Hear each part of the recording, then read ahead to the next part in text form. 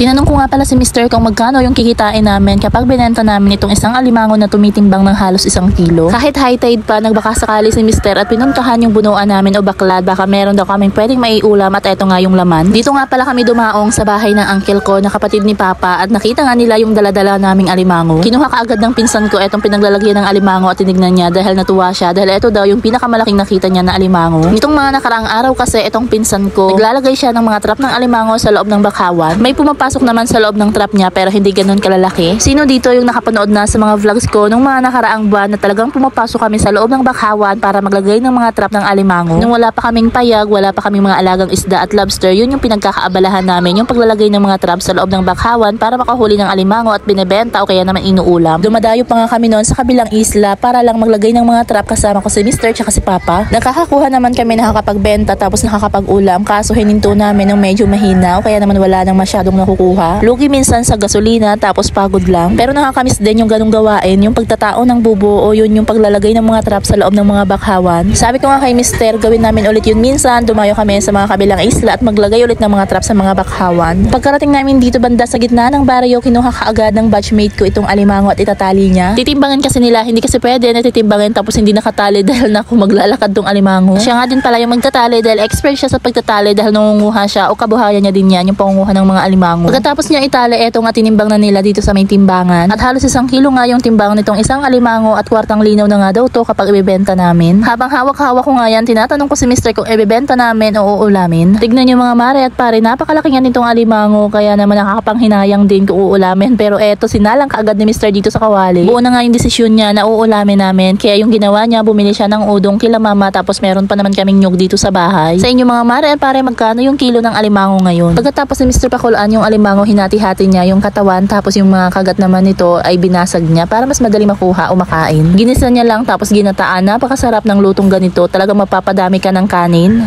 Grabe oh. Ay, halos kalahating kamay ko yung isang kagat pala.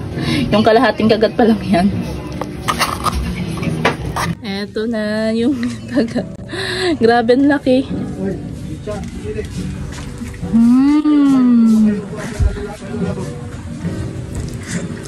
Harap. Laki.